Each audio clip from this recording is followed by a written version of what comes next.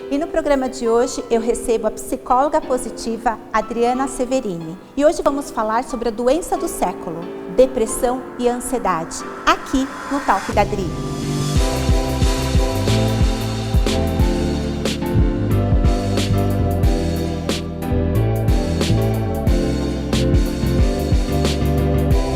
A gente já é considerado o segundo país no mundo com maior pessoas em depressão, ou seja, que depressão não é frescura. E a depressão o que é? É uma tristeza profunda sem uma causa aparente. Quais são os primeiros sintomas? Você começa a se isolar ou você começa a comer demais. Como que os pais hoje têm que começar a observar? Qual é o tempo certo de tratar?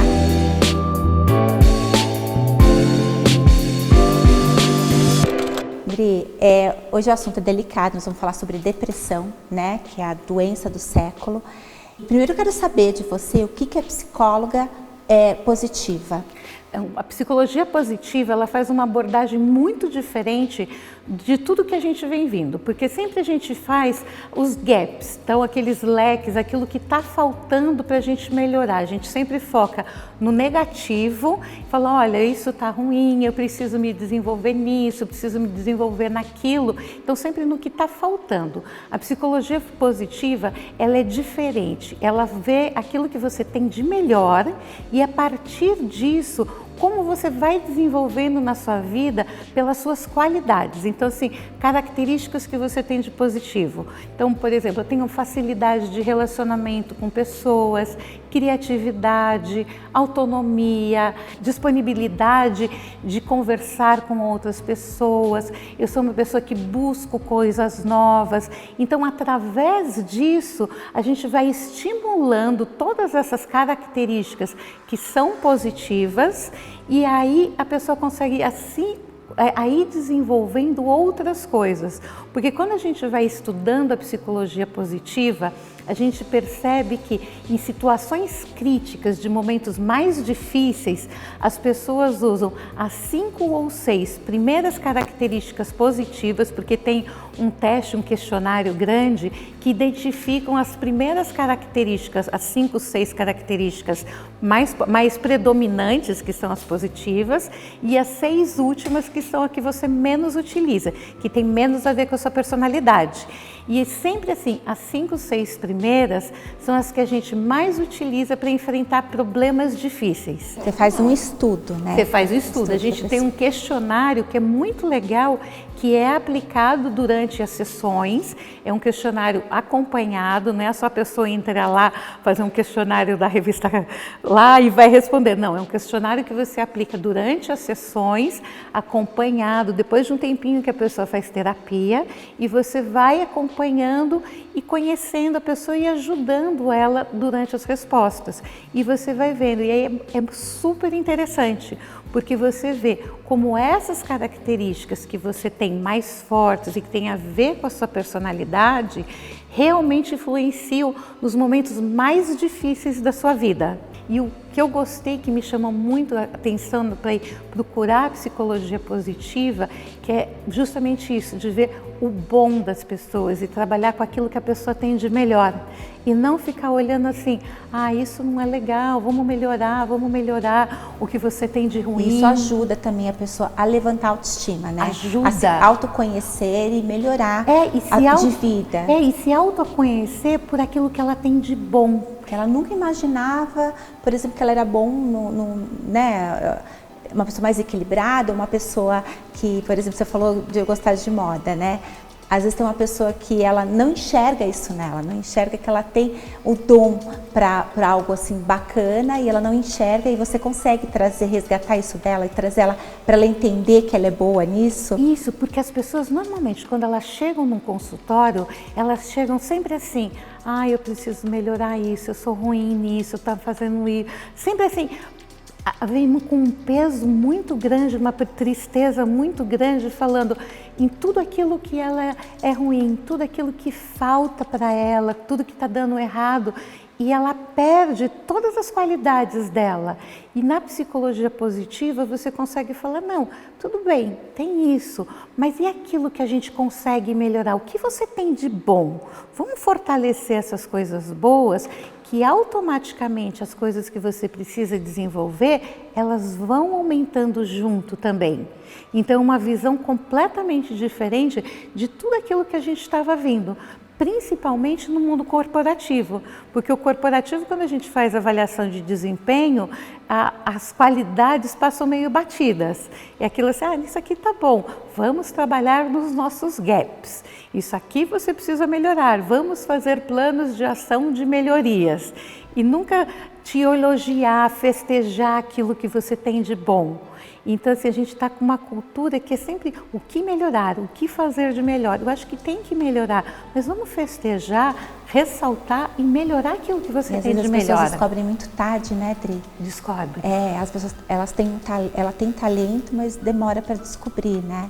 E vocês estão aí para trazer, para ajudar, né, elas a se reconhecerem, se autoconhecer e melhorar a qualidade de vida, e que muitos acabam entrando em depressão, né, Dri? Vamos falar um pouquinho desse assunto, que é um assunto que eu quero muito conversar com você, que é essa doença do século, que não tem classe social, né? Não tem idade e está pegando todo mundo. Tá. Porque nós sofremos, muitas pessoas sofrem preconceito de ser frescura, né? É a palavra mais usada, essa menina tá, imagina, tá com frescura, né? E não é. Depressão é uma doença, né, Dri? Vamos falar um pouquinho sobre isso? Então, a depressão está crescendo muito, principalmente aqui no Brasil. A gente já é considerado o 2º país no mundo com maior pessoas em depressão, ou seja, que depressão não é frescura. A gente ainda acredita aqui que depressão é frescura, é falta de quem não tem o que fazer, e não é. E está atacando cada vez mais pessoas mais novas. A gente tem crianças em depressão, jovens, adolescentes, cada vez mais novinhos e idosos em depressão. Então, está pegando de 6, 7 até os 80, 90 anos pessoas com depressão. E a depressão o que é? É uma tristeza profunda sem uma causa aparente. Às vezes ela é desencadeada por um problema, ou faleceu alguém, uma doença, só que é uma tristeza que não passa. A tristeza, por exemplo, você perdeu algum membro da sua família. É normal você ficar triste, mas você fica triste por um período, vivencia aquele processo de luto e ela passa. A depressão não, ela começa e ela vai indo. E cada vez ela vai aumentando mais e você não consegue ver uma solução. E ela vai ficando cada vez mais profunda. E assim, é como se você estivesse no buraco, no fundo de um túnel e que você não vê saída. É tudo negro e você só vê, a sensação que você tem, conforme ela vai aumentando, que só a morte vai te salvar. Vai te salvar e assim, e não é uma coisa, as pessoas têm a tendência a achar, é algo egoísta, você não está pensando na sua família. Não, a pessoa depressiva inclusive pensa na família, porque ela olha e fala, as pessoas que estão do lado, meu marido, minha esposa, meu pai, minha mãe, meus filhos estão sofrendo comigo e então é melhor eu me matar, porque assim acaba o sofrimento. Então eles inclusive pensam em tirar a própria vida para poupar as pessoas que eles amam desse processo de depressão. André, me explica, por exemplo, a Gisele, que é uma entrevistada que foi no programa anterior, ela comentou que ela entrou em depressão e tentou suicídio. Ela não tinha motivo, né? Pelo menos aparente, ela estava num momento bom da vida dela, né? Ela é formada em direito criminalista e ela não sabe explicar por que ela entrou em depressão. Tem a ver, mas ela teve um momento muito delicado na infância, de ver o pai espancando a mãe, só que ela entende que ela amadureceu e superou tudo isso, mas ela entrou em depressão. Desde a gestação, né, ele batia nela, e eu assistia tudo isso. E no dia que ele morreu, foi o único dia que ele não bateu na minha mãe. Você pode achar que você superou e você não superou?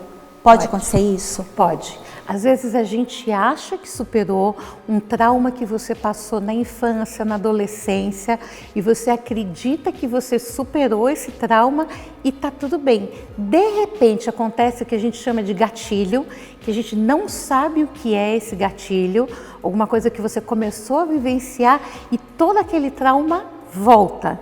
E aí você entra numa depressão que você não entende por quê.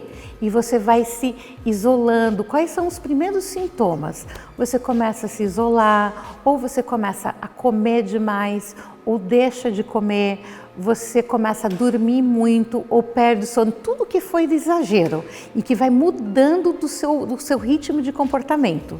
Então assim, você deixa de se comportar como você era. Então assim, tudo que é diferente do seu comportamento e é o exagero, quando você começa a perder o equilíbrio, isso é o começo da depressão. Porque às vezes a gente tem a ideia que a depressão a pessoa fica quietinha no canto e tal. Não, tudo que muda o seu eu. Se você já era uma pessoa baladeira e continua, tudo bem. Mas se você era uma pessoa que saía de vez em quando e de repente não consegue ficar sozinha com você mesma, é sinal de alerta. Então tudo que muda o seu eu e é totalmente exagerado, sinal vermelho. Sabe, vamos começar a prestar atenção. Você acha que a rede social veio para prejudicar e piorar essa situação? Porque você vê a vida perfeita, né? Porque nas redes sociais a vida de todo mundo é perfeita, né? É tudo colorido. É tudo colorido, exatamente. Tá todo mundo feliz, tá todo mundo aproveitando a vida, tá tudo super legal. As pessoas precisam começar a ter o discernimento disso. Entender que ali é mais ou menos como uma novela, como um várias filme. Influenciadoras postam direto que estão em depressão. Né, que elas mostram o mundo perfeito, elas conquistaram tudo que elas queriam, mas estão em depressão. Não completaram e sente aquele vazio. Né? Então você acha que isso tudo veio a piorar a situação? Porque assim, mesmo que elas coloquem que elas estão em depressão, as pessoas não prestam muita atenção nisso. Elas prestam atenção na vida perfeita. E a gente olha e fala, nossa, eu queria ter uma vida como a dela. E todo mundo tem problema. É a forma como nós encaramos esse problema. E a hora que você percebe que tem algum problema acontecendo com você, as pessoas ainda têm muito bloqueio. Procurar um psicólogo já está quebrando um pouquinho de tabu, mas as pessoas ainda têm medo de procurar psicólogo. Psiquiatra, então, mais medo ainda. E para curar a depressão tem que ser um trabalho casado entre psiquiatra e psicólogo. E a família, nesse momento, né? Como que ela tem que agir? Porque a família acaba sofrendo, né? Acaba entrando, vê um filho, ou um marido, ou até a esposa com depressão. Como a família tem que agir nesse momento? A família tem que dar apoio. Nunca achar que é frescura, que é mimimi, que é preguiça de fazer as coisas. É sentar, entender e dar apoio. Assim, tem aquele que depressão não é frescura, depressão é doença e depressão tem cura. E então, quando a pessoa não quer mudar, Adri, acontece muito, eu sei que eu conheço vários casos de filhos que têm depressão e até a esposa, só que ela não quer mudar, a família está apoiando, ela está fazendo tratamento, mas ela não está querendo mudar. Tem que dar tempo e aos pouquinhos, insistir. Se ela não quer fazer terapia, tenta ver um psicólogo que vá até a casa da pessoa, que atenda. É muito importante nesse primeiro etapa, ela precisa tomar remédio, porque quando ela começa a tomar os remédios, ela já começa a sentir uma evolução e é aquilo que a gente chama que é aderir à terapia. Porque quando ela está muito deprimida, só a terapia com o psicólogo não adianta. Então ela precisa de um processo com o psiquiatra junto com o psicólogo para ela ter esse up químico, porque é também um problema químico no cérebro. Então ela tem esse up com o remédio, aí ela já está mais pronta para aderir à terapia e a gente vai entendendo o que levou ela à depressão. E a gente vai fazendo esse trabalho casado. Então, assim, às vezes pegar na mão e falar, não, vamos, você precisa. Porque a depressão, infelizmente, pode levar ao suicídio, sim. E assim, a tentativa, às vezes a pessoa tenta, porque a gente tem também um preconceito de achar que, não, falou, ela só está querendo chamar atenção. Mesmo que seja, ela só quer chamar atenção, vai que ela acerta, aliás, ela erra e se mata. Ela pode nem ter atenção, a intenção. Em segundos, né, Dri? Dizem que é 5 minutos que eles falam que tomam uma decisão, né? Porque eles, na realidade, a depressão, eles não querem tirar a vida, mas tirar a dor, não é? Eles querem tirar a dor, porque a dor é profunda, é tão forte que assim, eu quero que acabe isso. Tanto é que muitos falam, eu quero dormir. Às vezes eu não quero morrer, só que toma remédio com a intenção, eu quero dormir. A intenção não era morrer, só que ele exagera no remédio e ele morre. Então as pessoas falam, está fazendo isso só para chamar atenção. Só que ele exagera no chamar a atenção e morre por acidente. Então nunca ignore essa coisa de estou querendo me matar, estou me sentindo mal. É sempre um sinal de alerta. Leva no psiquiatra, leva no psicólogo. A pessoa está chamando a atenção porque ela precisa de ajuda. Pedido de socorro, né? Um pedido de socorro, ela está desesperada pedindo socorro. As crianças de hoje em dia, né? Crianças muito novas, né? Menina de 10, 11, 12 anos e está crescendo muitos adolescentes, os jovens com depressão. O que os pais podem fazer nesse momento e o que eles podem fazer para prevenir? Né? Por exemplo, corta as redes sociais, porque eu vi mães, tem um grupo de mães que fala, minha filha está entrando em depressão, eu vou tirar o celular dela. É melhor ou pior? Qual o caminho dos pais nesse momento que começou a perceber que a filha está entrando em depressão? Porque é melhor começar a tratar no começo, né, Dri? Bem no começo, porque quando está com um grau mais alto é mais complicado. Só que muitos pais também, isso é importante falar, que demoram para perceber. Porque eu ouvi uma mãe falando assim, não, mas ela está entrando na adolescência, então faz parte. Os adolescentes, que eu ouço bastante, são todos mimados, aí eles começam a ficar aborrecentes e começam a mudar o comportamento, mas na realidade não, está entrando em depressão. O que você tem a dizer para como que os pais hoje têm que começar a observar, qual é o tempo certo de tratar e aonde eles têm que entrar? Né? Porque tem o adolescente, ele também se blinda, né? Se blinda para não deixar ninguém entrar no mundo deles. O que você tem a dizer? O importante é os pais participarem dos filhos. Às vezes tem aqueles programas, youtubers que eles que são chatos. A gente, falando a verdade, são chatos, mas a gente precisa entrar no mundo deles. Por mais que você não goste, começar a assistir as mesmas coisas que eles seguem, porque a partir do momento que a gente fala a mesma linguagem que eles, que você está assistindo a mesma coisa, e aí você vai comentando, nossa, mas você não gosta? Que legal! E não sei o que, você viu que a pessoa tal falou isso, e começar a seguir as mesmas pessoas que eles seguem, porque assim, você não está vigiando, você é seguidora do mesmo youtuber que ele, você começa a acompanhar, então você é a mãe que gosta da mesma pessoa, ou o pai, e você está acompanhando tudo que ele está fazendo.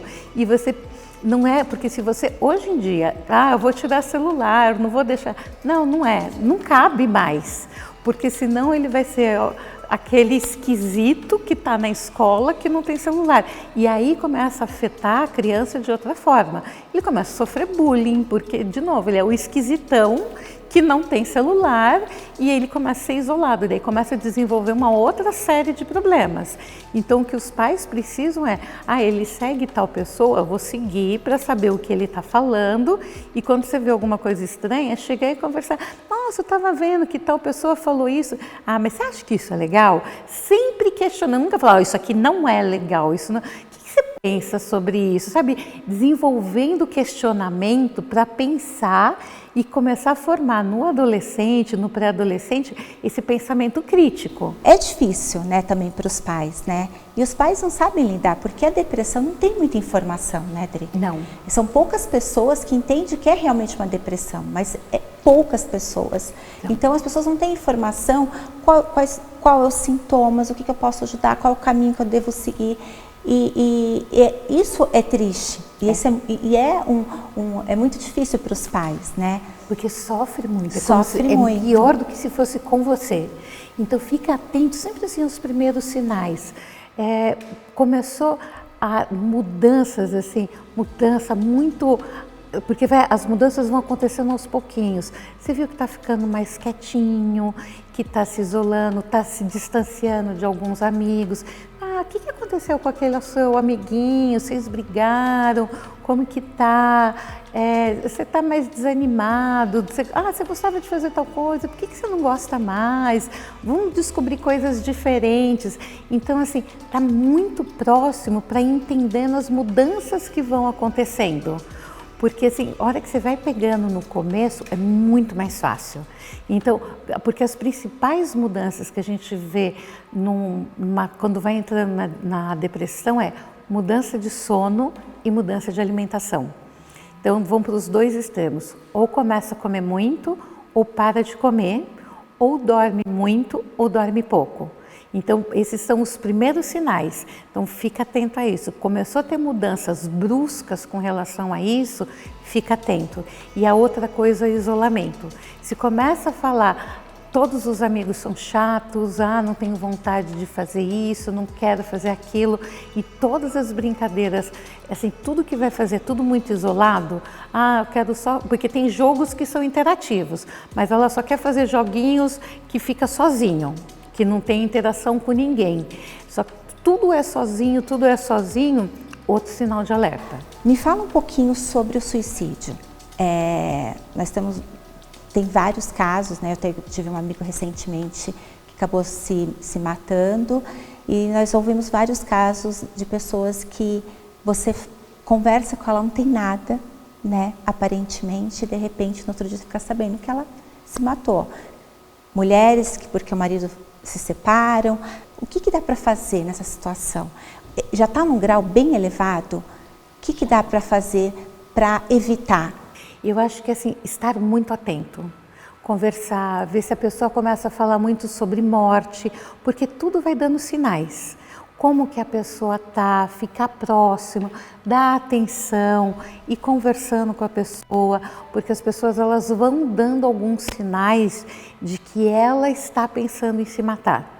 Porque ela começa a falar muito sobre morte, ela fala que ela não vê sentido na vida, ela começa a falar de que, olha, já fiz tudo que eu podia, eu acho que não tem mais melhora. Então, assim, nunca ignora quando alguém fala, para mim já deu. Eu acho que eu já vivi tudo que eu tinha que viver. Então, assim, sabe, começa a falar assim, para tudo que você está fazendo, vai até a casa do seu amigo. Vai lá, ouve o que ele tem para falar, fica lá, porque as pessoas querem ser ouvidas, que moram sozinhas. E ela não tem, quando ela te liga e fala isso, porque ela está pedindo ajuda. A depressão, quando ela chega nesse limite, é de verdade um buraco tão grande, porque ela fala, não, eu não tenho mais nada. É uma dor tão grande, é como se fosse uma dor física. Ela sente, inclusive, dor física mesmo, como se o coração doesse.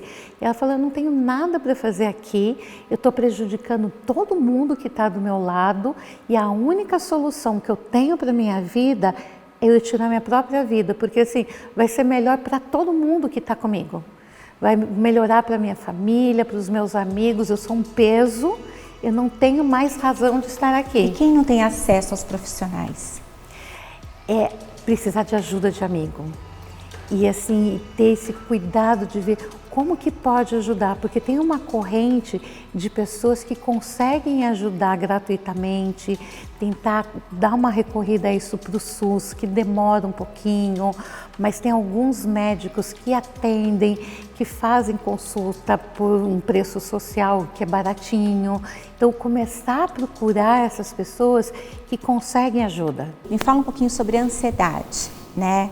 Ansiedade, depressão, são as mesmas coisas, desenvolve o síndrome do pânico também. Eu sou uma pessoa muito ansiosa, às vezes eu sinto muita falta de ar, porque eu quero fazer um monte de coisa ao mesmo tempo, tento me controlar ao máximo, mas eu percebo que a maioria das pessoas tem muita ansiedade, e hoje a cobrança do dia a dia, a cobrança, o trabalho, né? Eu vejo até os adolescentes por causa da escola, então tem essa crise de ansiedade. A ansiedade, por incrível que pareça, que ela seja diferente da depressão, elas são irmãzinhas, elas andam juntas e uma traz um pouquinho da outra.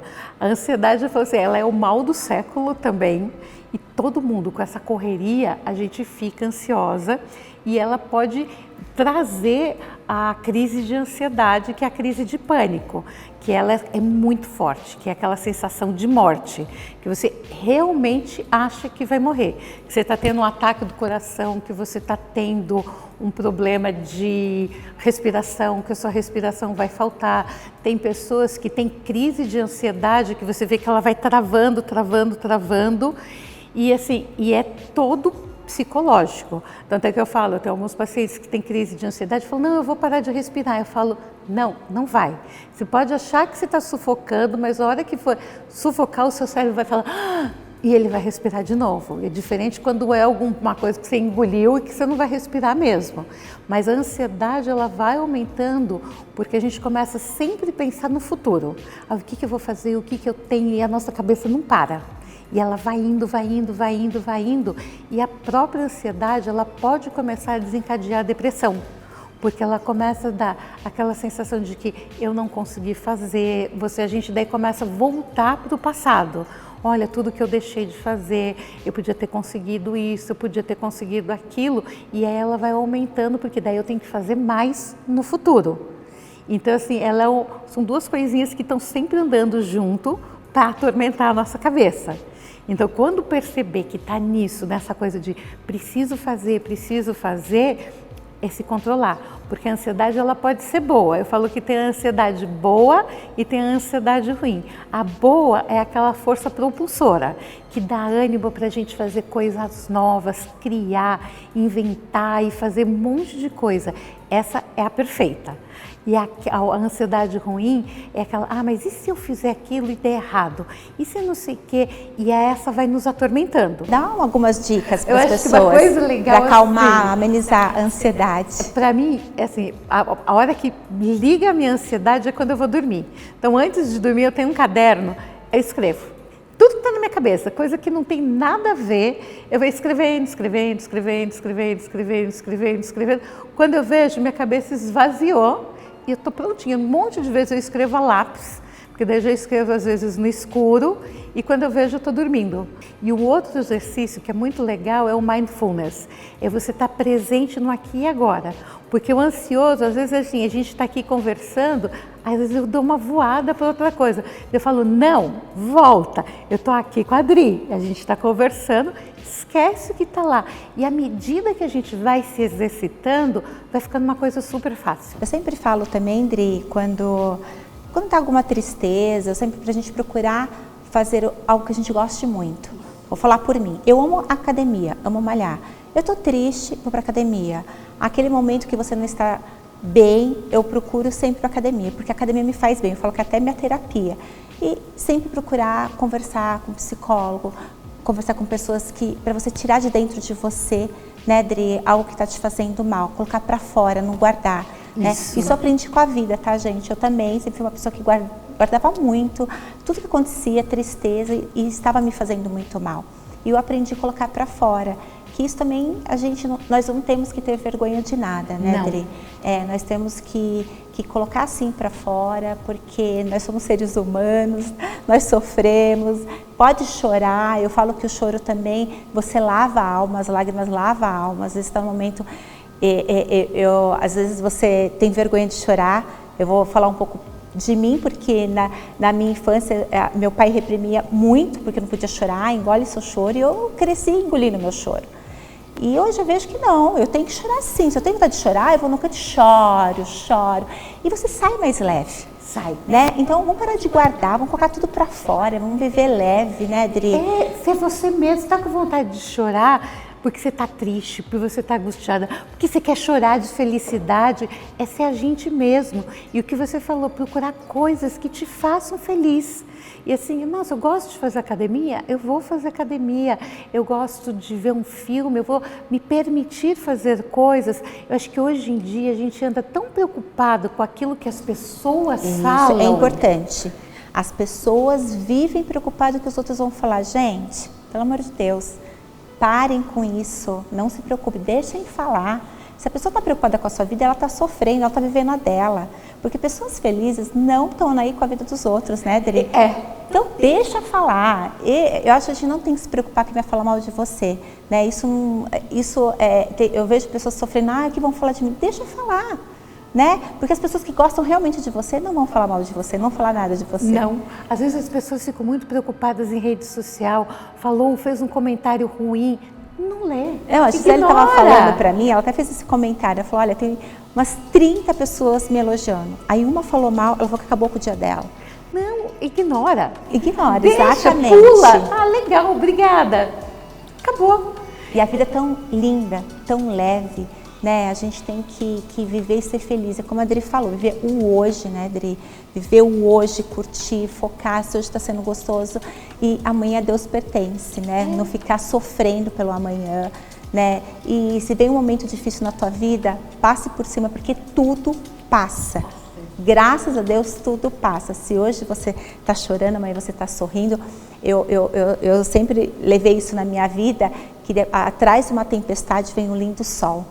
E é a verdade, né? Então vem a tempestade, aquele tempo horrível, mas depois abre aquele sol maravilhoso que te traz muito amor, alegria. E é isso que a gente tem que olhar a nossa vida, né? Dri, obrigada por participar do Papo da Dri. Foi muito importante a sua presença para a gente falar de um assunto tão delicado e que as pessoas a maioria das pessoas estão vivendo nesse momento, e você poder ajudar quem está em casa a ouvir que, gente, vamos lutar, vamos vencer, né, Dri? Passar por cima. Tem que ter esperança e ter força. Ter força, exatamente, e sair dessa.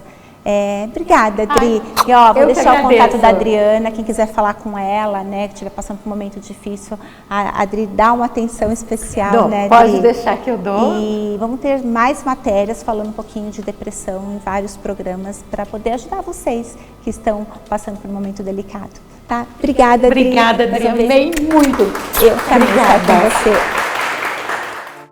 E a conclusão de hoje, se você estiver sentindo ou percebendo alguns sintomas de depressão, procure ajuda e lembre-se que tudo passa.